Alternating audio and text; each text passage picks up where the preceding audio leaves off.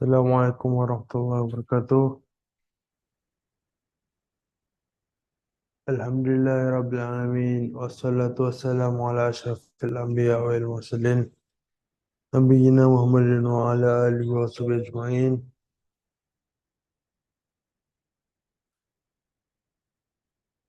Amma ba'du fa inna azaqal hadithi kitabullah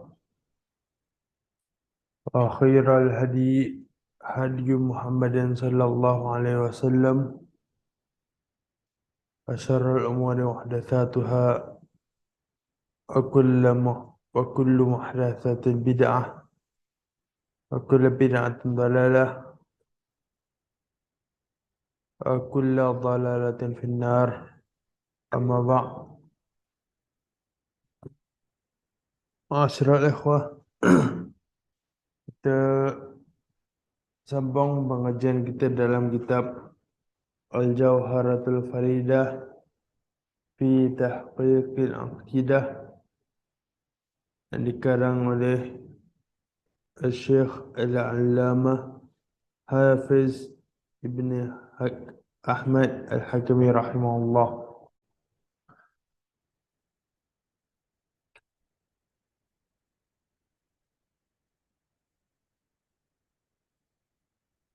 Dan pada malam ni insya-Allah kita akan berbahaskan tentang wajib taat kepada pemimpin. Pada malam ni iaitu 7 Rabiul Akhir 1446 Hijriah bersamaan 9 Oktober 2024. Kata Syekh rahimahullah,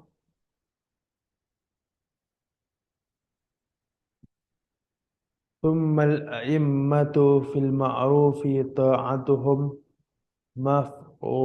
مفروضة وفي بالعهد الذي عقدوا. Kata Syekh rahimahullah, selepas tu imam-imam iaitu pemimpin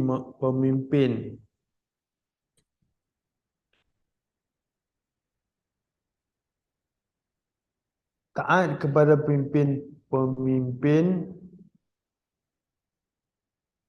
dalam perkara yang ma'ruf, perkara yang diperbolehkan, mafruḍatun, wajib, fardu. Mafruḍah dari kalimat fardu, itu wajib. Wajib bagi seorang Muslim mentaati pemimpin, dan dimaksudkan pemimpin Muslim.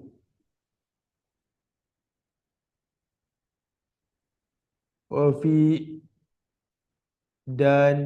itu dan menyempurnakan bil ahdi, perjanjian atau perjanjian antara rakyat dan pemimpin untuk membaiat supaya kita mentaati dan menganggap dia sebagai pemimpin dan kita sebagai rakyat.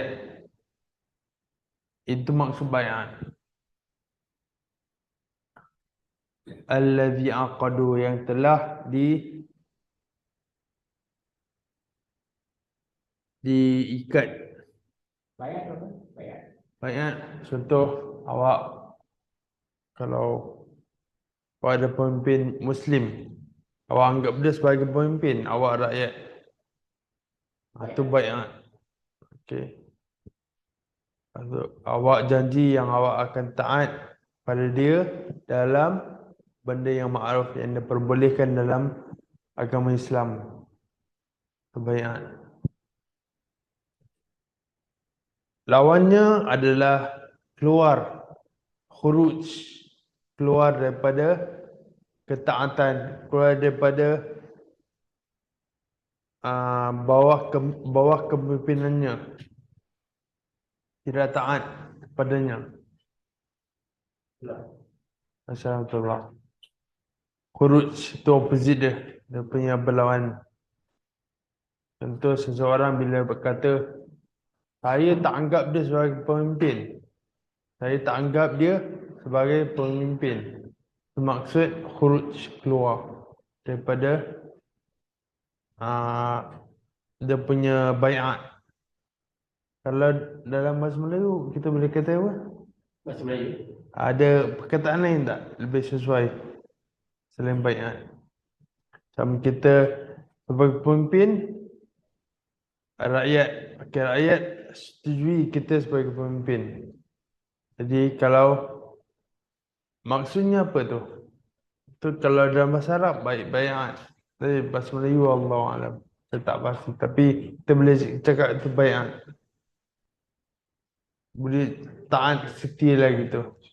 Segitu lah lebih kurang maknanya.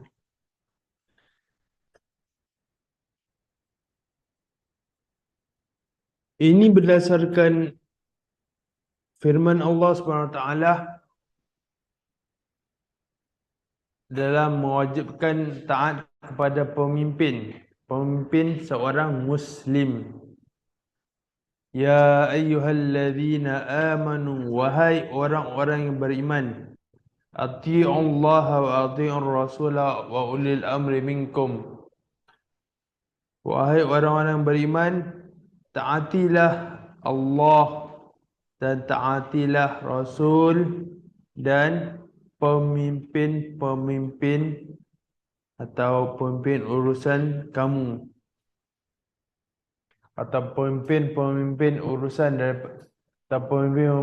urusan daripada di kalangan kamu. Maksud di kalangan orang-orang beriman. Ya maksud. Jadi ayat ni terang, ayat surah Nisa 59, pemimpin-pemimpin dari atau daripada kalangan kamu. Jadi Allah SWT firmankan kepada siapa? Wahai orang-orang yang beriman. Jadi dia pemimpin daripada orang-orang yang beriman. Jadi kat sini wajib untuk taat kepada pemimpin-pemimpin yang beriman kepada Allah SWT. Itu. Ini termasuk ulama ya. Apa tafsir tentang ayat ini? Dan tafsir Ibn Kathir rahimahullah dia ulama mengatakan tafsir Al-Amri adalah pemimpin dan juga termasuk ulama juga.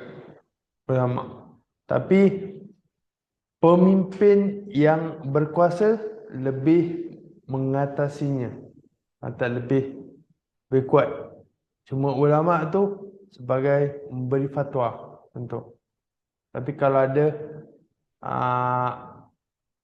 perintah dari pemimpin itu override ulama sekiranya tidak langgar syarak. Kalau tak langgar syarak.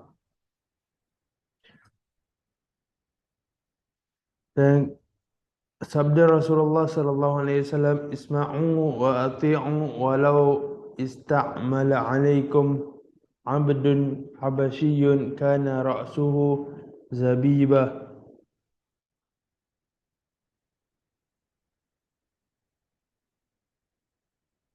Sahih Bukhari, Imam Sahih Bukhari dalam kitab Jamaah bab imam hamba dan wali. Dengarlah dan taatlah walaupun yang mengurus kamu adalah seorang hamba. Hamba daripada seorang Habasyah. Habasyah diketahui adalah Habasyah seorang yang berkulit gelap. Walaupun atasnya ada rambutnya, kepalanya itu zabibah, seolah-olah macam kismis. Rambut Abah Syah tu. Lah, macam negro, macam gitu. Nabi bukan menghina, dia cuma describe. Jadi walaupun pemimpin kamu macam gitu, dalam keadaan seolah-olah terhina, tapi sebenarnya tidak, dalam keadaan yang rendah pun. Walaupun mana rendah pun, siapa yang kuasa pimpin kamu, kamu kena taat dan dengar.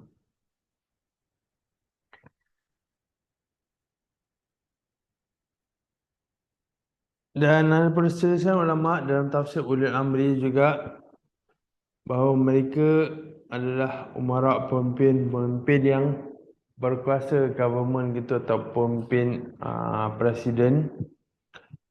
Siapa yang berkuasa? Kita lihatlah macam contoh Indonesia yang berkuasa siapa? Presiden. Presiden. Malaysia berkuasa apa? Prime Minister, Perdana Menteri. Kita lihat kalau Brunei, Raja, Sultan. Kita lihat siapa yang berkuasa. Dua-dua ada yang berkata ulama. Nombor tiga, ada yang berkata para sahabat Nabi SAW. Lagi empat pendapat yang lain kata Abu Bakar dan Umar. Dan paling tepat adalah mereka adalah umara, pemimpin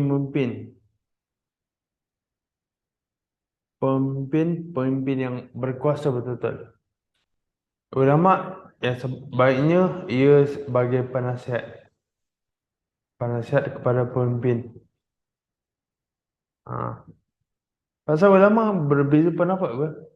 Macam kalau ambil contoh Syekhul Islam Muhammad bin Abdul Wahab rahimahullah, dia nasihat pada masa itu pemimpin yang berdaulat dengan negara Saudi macam tu. Jadi macam contoh seperti itulah ulama dalam pemimpin. Mentadbirkan kerajaan. Ya, betul. Kalau sekiranya dia sama dengan contoh pemimpin tu, dia mengambil dia punya apa yang urusan dalam negara, dan ambil fatwa ulama, dan ambil fatwa dia punya contoh dia punya penasihat, iaitu ulama. Jadi ulama tu jadi termasuk sebagai pemimpin juga. Dan sekiranya pemimpin tu dia dengar banyak ulama lah. Takkan kita katakan semua pemimpin yang betul-betul berkuasa. Yang berkuasa adalah pemimpin tu sendiri.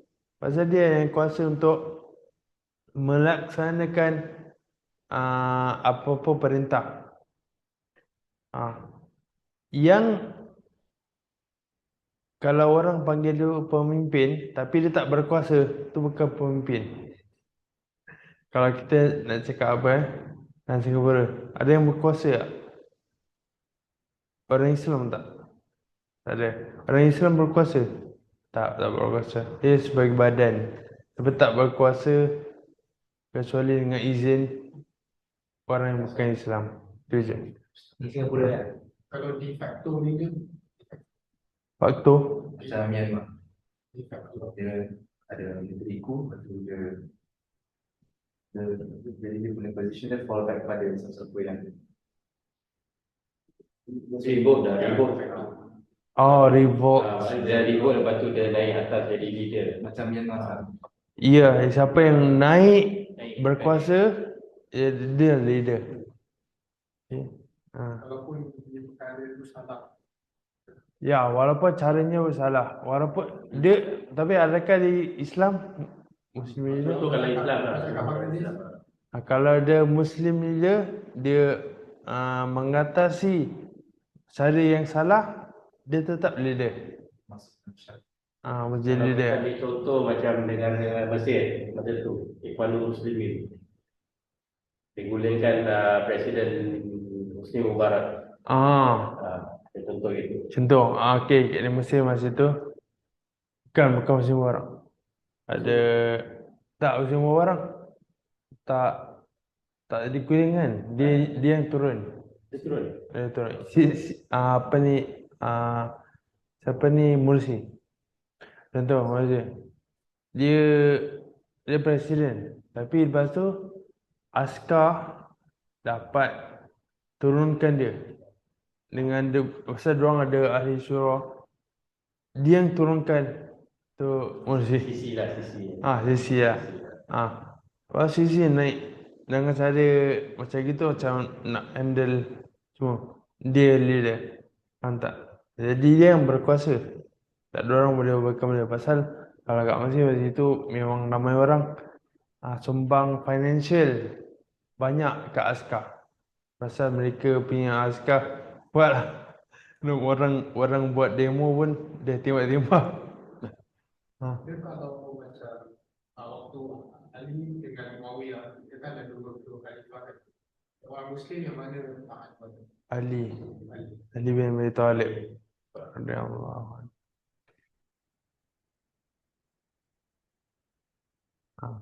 Tapi kita tak boleh mencela lah yang lain.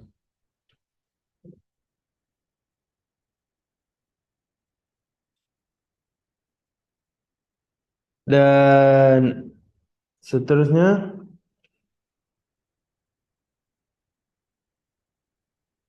baik, saya akan sebut tentang beberapa hadis juga yang mengatakan tentang taat kepada pemimpin. Saya ambil daripada kitab Mu'amalatul Hukam dalam kitab yang sunnah.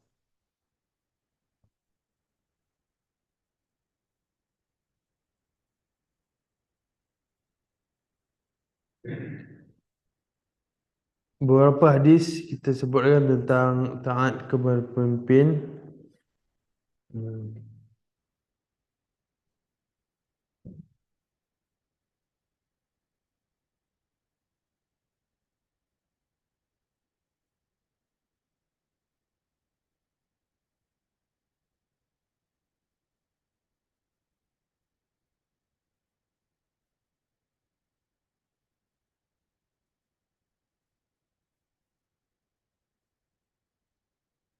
Kata ni kitab Syekh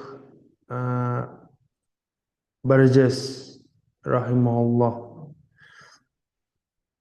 Dia menyebutkan beberapa kaedah dalam mentaati pemimpin. Kaedah yang pertama iaitu wajib untuk baiat kepada pemimpin yang ada itu Muslim. Dan ancaman yang berat bagi sesiapa yang tiada dalam unuqihi, dalam dia punya lehernya bai'ah, iaitu kepemimpinan. Jadi setiap negara, siapa Muslim yang duduk pada negara Islam, dia kena ada bai'ah kepada siapa yang dia mentaati sebagai pemimpin.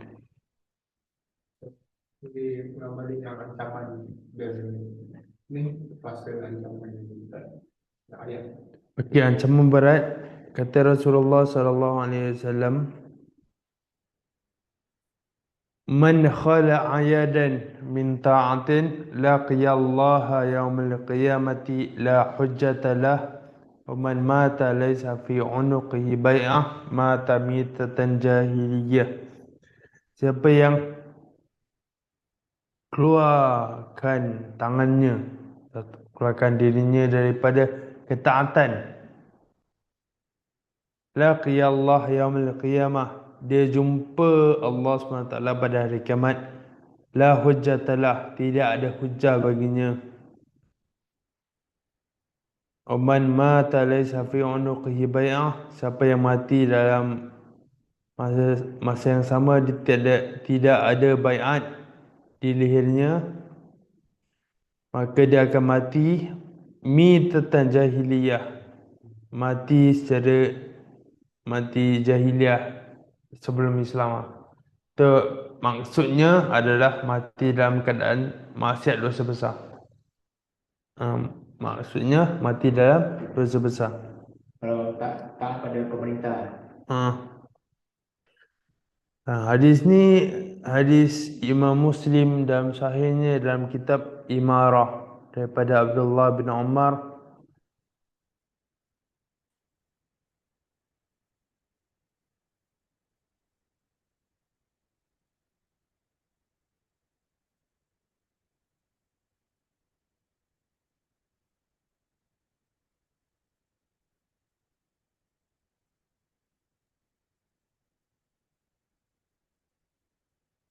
Dan juga hadis Rasulullah sallallahu alaihi wasallam yang lain.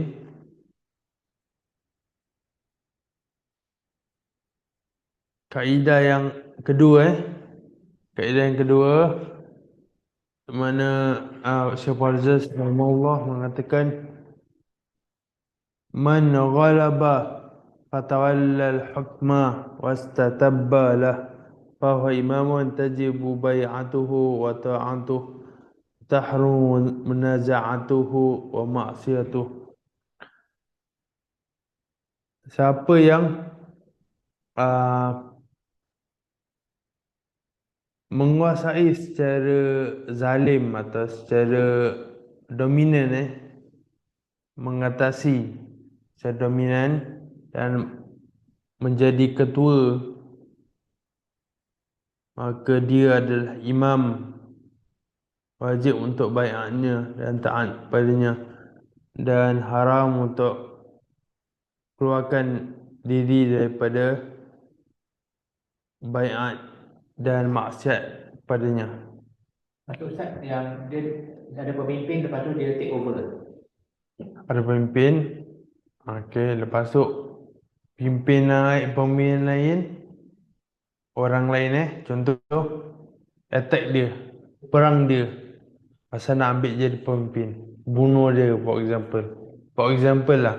Okay, ni Contoh. A pemimpin, B bunuh A untuk jadi pemimpin. Lepas tu kita tahan dia. Yes. Kenapa pula dia dah bunuh? Itu kenapa pula? Pasal dia dah jadi pemimpin. Kita wajib taat dia. Adakah dia seorang kafir pasal bunuh A? Dia orang Islam kan? Orang Islam. Jadi tetap kita kena taat walaupun dia bunuh 1000 jiwa. Okey, A is orang Islam, B pun orang Islam. B bunuh A, B jadi pemimpin lah. Kita taat dia. Yes. Hadis dari siapa Imam Muslim, Bukhari. Hadis dari Imam Muslim ke Bukhari? Macam tadi hadis mana? Tak ni, yang Kaedah. Kaedah dia. Tahu kenapa kena taat walaupun B buat dosa macam itu. ni hadis ke bukan? Ini kaedah. Kaedah. Kenapa kena taat B? Kaedah dia kenapa kena taat juga? Kenapa kena taat B walaupun dia dah bunuh A? Kerana B dah jadi imam, dah jadi pemimpin. Dia punya dosa dengan Allah. Itu dosa dengan Allah SWT. Bukan dosa dengan kita. Ada dosa dengan Allah. Dia jawab sendiri, amalan dengan Allah tu jawab dia sendiri. Tapi kewajipan awak apa? Taat pada dia. Taat pada sesiapa yang jadi pemerintah. Sesiapa pun jadi pemerintah yang beragama Islam. Ni kaedah bukan hadis ya? Hadis macam tadi kita cakap wajib taat pemimpin. Tu wajib, tu yang ayat Quran, wahai orang-orang beriman, taat kepada Allah dan taat kepada Rasul dan pemimpin-pemimpin di kalangan kamu, iaitu di kalangan orang yang beriman. Jadi walaupun tak kisah orang beriman tu buat dosa ke apa, dia kalau jadi pemimpin tetap wajib bagi kita taat kepada dia. Faham tak? Tak kisah dosa ke tak dosa, tu dosa dia dengan Allah SWT. So ini penerangan lah. Penerangan.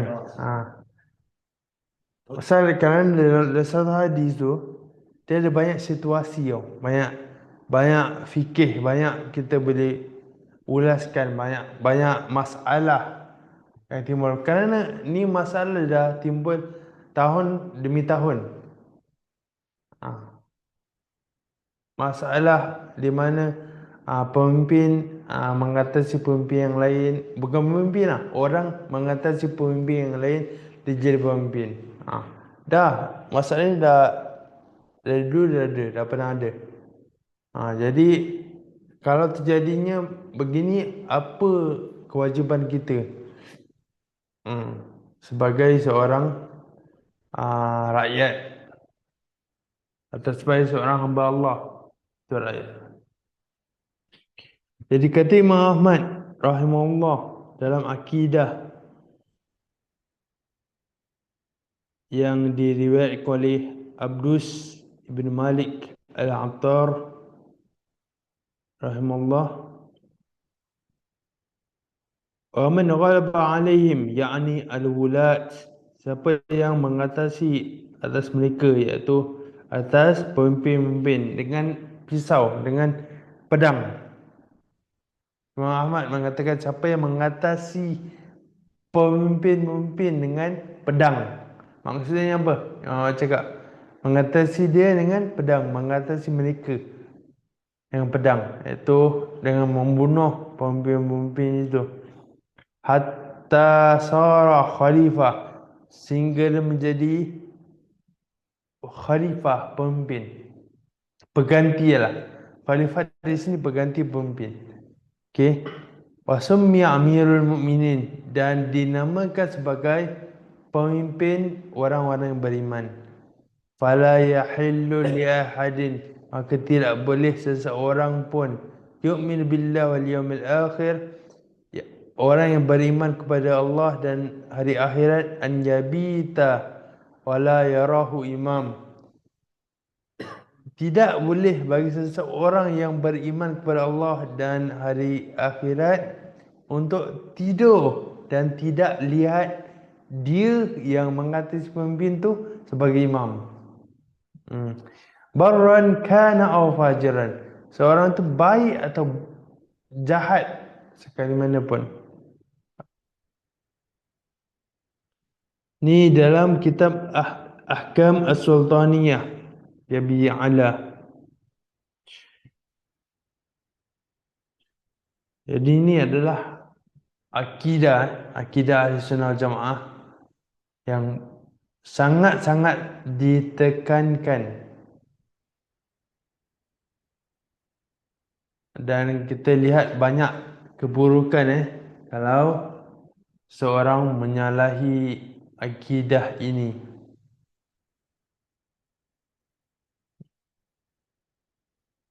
Kalau antum lihat sejarah,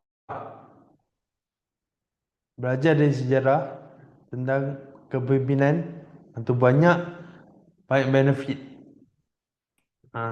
Macam mana pemimpin, kita lihatlah baru beberapa tahun, mungkin tak tahu antum dah mungkin masih kecil-kecil masa cerita pemimpin Syria, pemimpin Mesir, pemimpin Libya, macam mana mereka ada yang diguling, dijatuhkan, ada yang tetap, dan masa itu ada banyak dipanggil Arab Spring. Pernah dengar? Betul.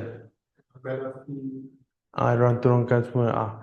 Jadi jangkit-jangkit dalam masa yang sama kebanyakan yang berlaku. Jadi saat mereka nak demo nak keluar.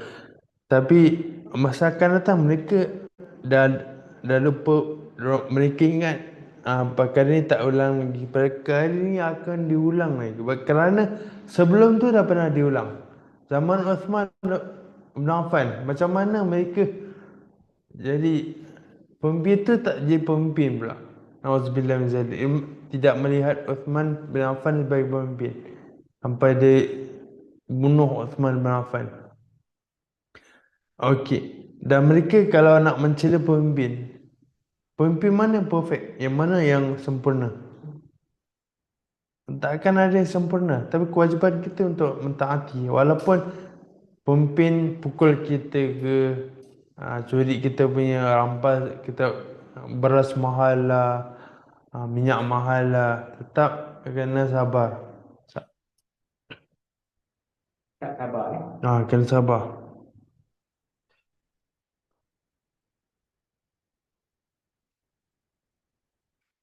Okay.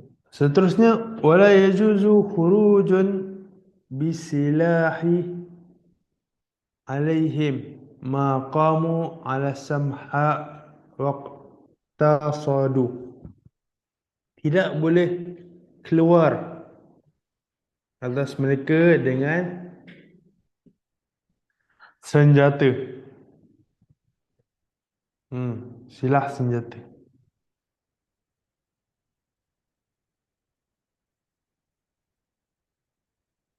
Alaihim.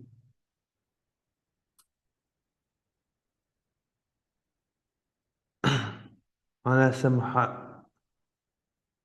Maqamu ala samha waqtasadu. Selagi mana mereka dalam agama Islam. Dan mereka dalam mereka masih dalam agama Islam. Okey. Ni Syekh rahimahullah mengatakan tidak boleh keluar dengan pedang. Tidak boleh keluar dengan senjata. Kalau keluar dengan mulut boleh. Dengan mulut. Kita cakap atau tulis, minta bagus, pun tak boleh. Okey, pun tak boleh. Itu adalah salah satu senjata untuk seseorang keluar. Maksud apa? Seseorang dia tak dia bakarkan semangat semua orang untuk semua orang benci pemimpin. Dia sendiri adalah dah keluar daripada, faham tak? Dia namakan Khawarij Qahdiyah. Khawarij Qahdiyah, di mana dia duduk kat rumah atau duduk kat masjid, tapi dia burukkan pemimpin. Atau dia suruh orang pemberontak.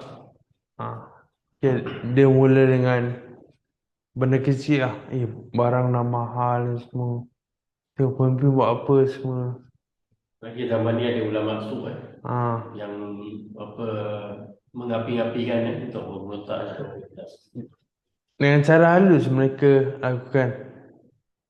Dan lebih terkejut, kebanyakan orang yang melakukan teroris daripada hasutan mereka.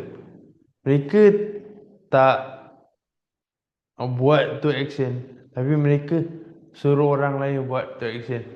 Habis mereka berhujah bahawa ulama kena dijaga. Ulama maksud mereka lah, kena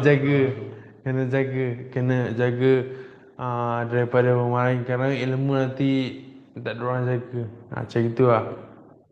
Dari memerangi kan. Maksud ulama tak memerangi maksud kat sini Khawarij. Dia ada ulama maksud dia Khawarij yang berilmu. Dia tak berilmu, tapi cuma dia ada banyak pengetahuan Islam, tapi semua jahat untuk buat benda yang jahat, benda keluarkan untuk memerangi pemerintah. Jadi dia bakarkan hati orang-orang untuk benci pemerintah.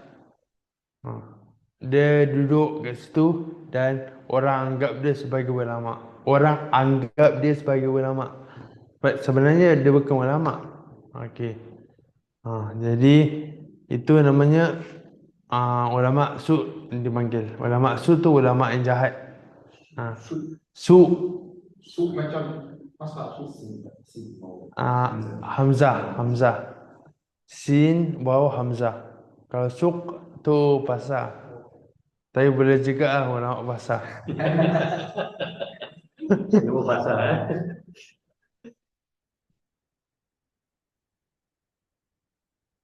Lagi-lagi sekarang di YouTube internet hati-hati. Jangan ambil ilmu.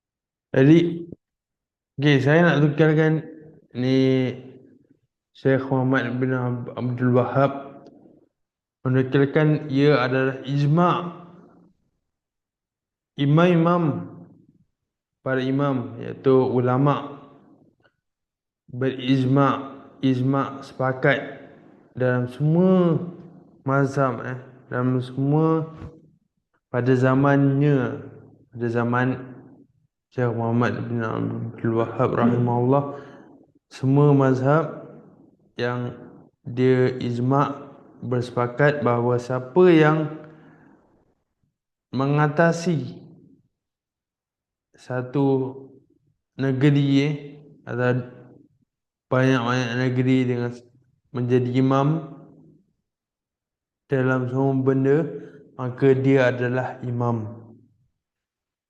Jadi ia ada ijma'. Bila sudah berlaku ijma', seseorang tak boleh katakan after that, mana ada, macam dia bercanggah dengan ijma', tak boleh. Kesepakatan.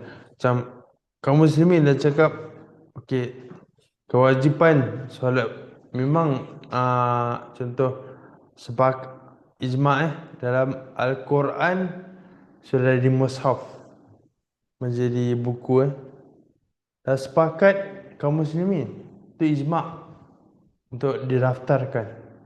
Semua pada Al-Quran dikumpulkan daripada kayu, daripada tempat lain, dibukukan pada waktu Abu Bakar radhiyallahu anhu. Dan pada zaman itu kaum muslimin semua dah sepakat Al-Quran boleh dibukukan, ijma' para sahabat juga, tidak ada bercanggah. Jadi itu tak ada orang boleh bercanggah, tak ada orang boleh cakap siapa suruh bukukan Al-Quran after that. After that tak ada orang boleh cakap gitu, pasal sudah berlaku kesepakatan pada zaman tersebut. Ini termasuk sunnah khulafah Rasyidin. Ya, sunnah khulafah Rasyidin boleh, itu boleh katakan. Dan juga boleh katakan ijma', ada dua, sunnah khulafah Rasyidin. Tapi sunnah khulafah Rasyidin menjadi hujah juga kerana Nabi SAW, dan juga ijma' sepakat.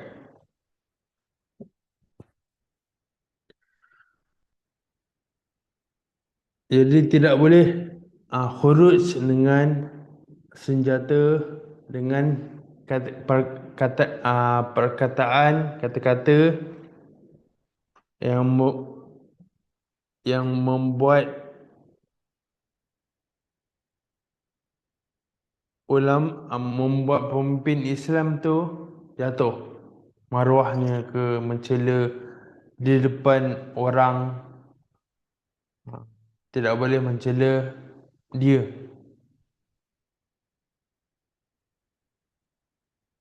Di Facebook ke, di mimbar, di mana-mana pun. Walaupun awak nampak kemungkaran yang ada, awak boleh cakap ni perkara salah tanpa menyebut pemerintah. Boleh tak? Perkara ni salah, memang salah. Dah, cukup begitu. Tak perlu kita sebut tentang pemerintah. Macam orang kita cakap sekarang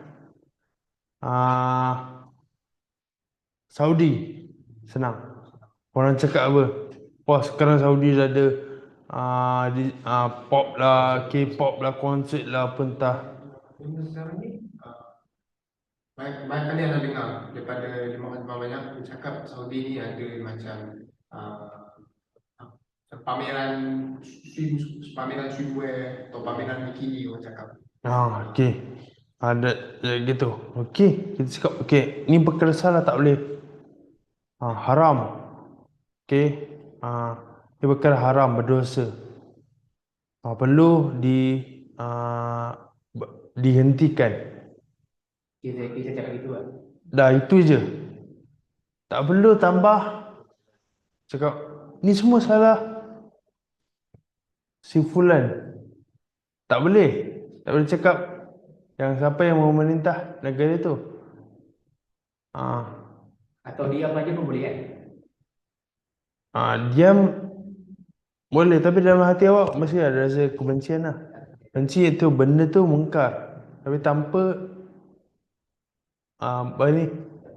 mengatakan terang-terang pemimpin tu yang buat macam ni semua salah dia. Macam membakarkan orang-orang Islam supaya buat rebel, buat apa ni, pemberontak. Tidak boleh. Jadi kita boleh mengatakan ia mungkar, ia perkara yang salah, berdosa, tapi tanpa mencela. Okey lah cakap. Kalau Saudi ada, Indonesia ada, Malaysia ada, negara lain pun ada. Kenapa kena precise? Ya tu je. Jadi kena bezakan antara kita mengatakan benda tu salah dengan kita mencela. Dia ada cara-cara macam mana nak nasihat pemerintah. Nasihat pemerintah nanti kita pergi ke bab tersebut. Seterusnya kaedah yang ketiga,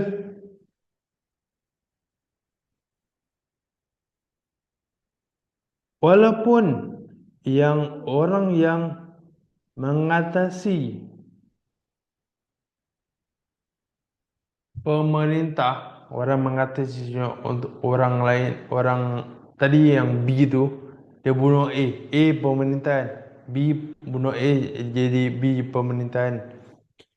Kalau dia tak ada syarat-syarat menjadi pemerintah, dia tukang penyapu ke, dia bodoh ke bengap ke, okey,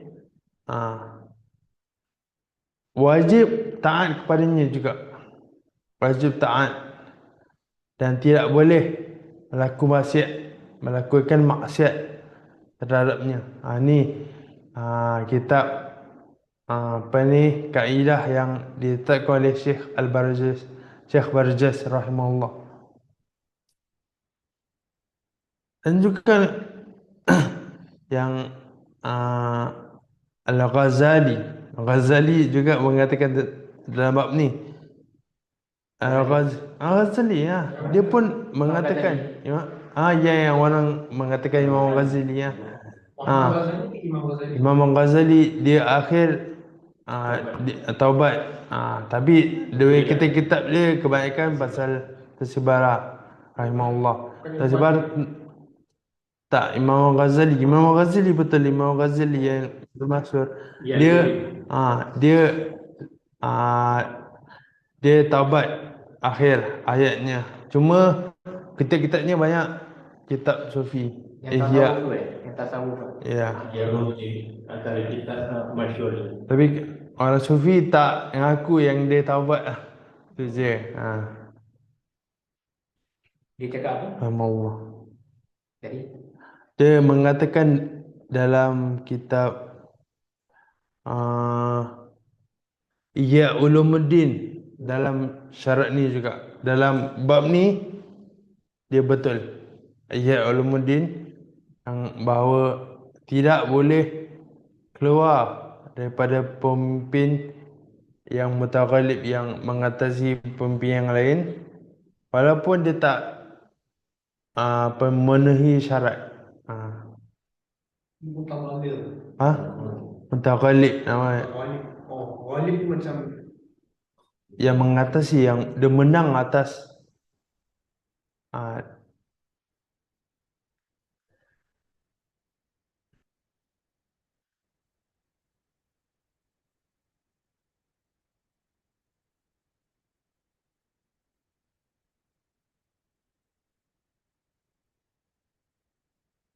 dan kaedah keempat, sah dalam keadaan darurat. Sah dalam keadaan darurat untuk menjadi beberapa imam, beberapa pemerintah. Dia nak mengatakan dalam zaman sekarang. Sekarang dah banyak pemerintahan. Semua memerintah dalam setiap negara. Dah menjadi darurat. Pasal dulu pada zaman Abu Bakar, Umar, Uthman sampai beberapa zaman ada satu khalifah atau pemimpin teraja, faham tak? Dan lepas Muawiyah raja, jadi pemimpin untuk mengatasi semua negara. Tapi dalam Allah Alam, dalam beberapa zaman tu baru negara pelan-pelan dipisah. Satu mengatasi, satu kuasai negara ni, satu kuasai negara ni. Jadi menjadi sah. Kerana apa? Kenapa Syekh Barzah rahimahullah mengatakan demikian? Kerana Khawarij mengatakan apa? Mengatakan kita tak boleh menganggap ada banyak imam. Imam mesti satu. Khalifah yang lead. Tengok zaman Abu Bakar, zaman Umar, zaman Uthman. Tu syubhat mereka.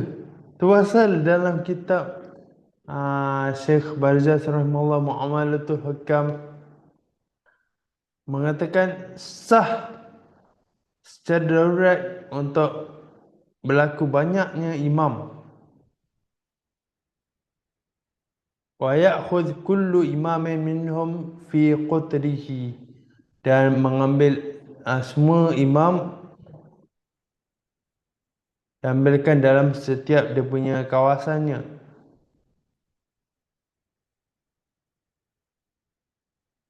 Kita anggap dia sebagai imam yang agung, imam yang perlu dibaiat. Pada zaman sekarang kita lihat siapa yang melihat imam tu paling tinggi? Satu orang, ada tak? Ada. Ada. Dari setiap negara ada imam. Negara Islam ada imam. So dulu Abu Bakar dia kontrol banyak negara lah. Ya. Bukan banyak negara. Dulu banyak kota lah. Kota. Kita boleh cakap kota. Kawasan.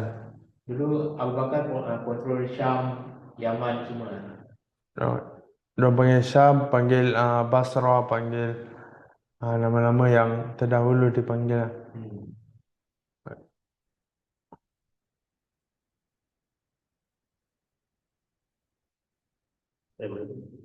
Okey, dah habis. Okay, kita akhiri dengan last kaedah. Nanti kita sambung pada minggu depan last terakhir. Kaedah yang terakhir ada tak? Kaedah yang terakhir atau kaedah yang kelima,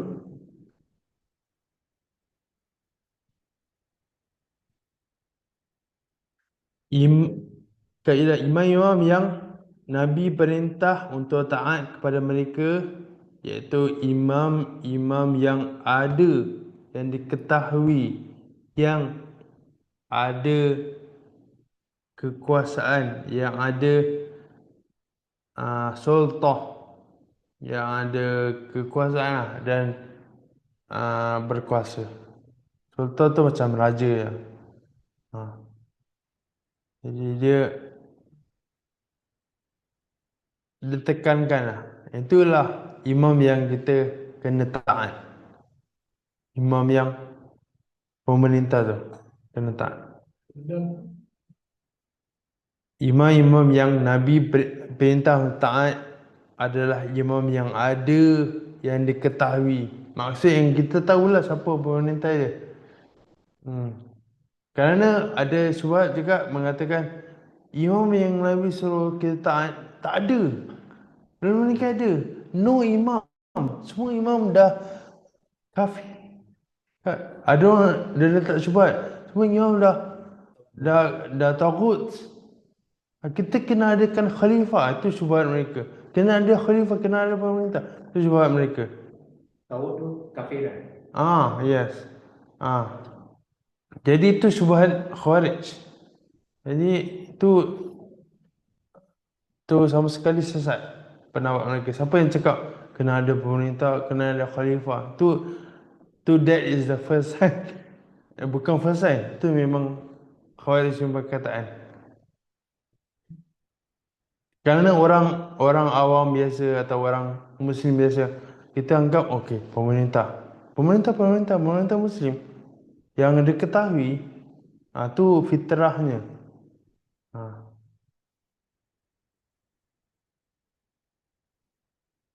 Kata Syekhul Islam Ibn Taimiyah rahimahullah, inna nabiyya amar sallallahu alaihi wasallam amara bi ta'ati ala imam mawjudin al-ma'lumin. Sesungguhnya Nabi sallallahu alaihi wasallam pemerintah untuk mentaati imam-imam yang ada, yang diketahui, alladzina lahum sultan, yang pada mereka ada kekuasaan, yang kedirun, yang berkuasa ala sistinas untuk menjaga hal ehwal manusia. La bi ta'ati ma'dum wala majhul, tidak mentaati apa yang tiada, yang tidak diketahui, wala man laisa lahu sultah wala qudrah ala syahid aslan, dan tidak pun yang tidak ada kekuasaan atau tidak ada kekuasaan atas sesuatu asalnya. Dalam Minhaj Nubuwah, dalam kitab Minhaj Nubuwah, pasal kerana tu kita kadang dengar orang kata, kita kena taat Imam Mahdi dah timbul menjadi imam. Astagfirullahaladzim. Apa ya? Alhamdulillah. Okay, kita kita akhiri di sini. InsyaAllah pada minggu hadapan kita sambung. Ada satu puisi yang terakhir tentang wajib taat pemerintah. Okay, subhanakallahumma wa bihamdika asyhadu an la ilaha illa anta astaghfiruka wa atubu ilaik. Wassallallahu ala nabiyyina Muhammad wa ala alihi wasallam. Alhamdulillahirabbil alamin.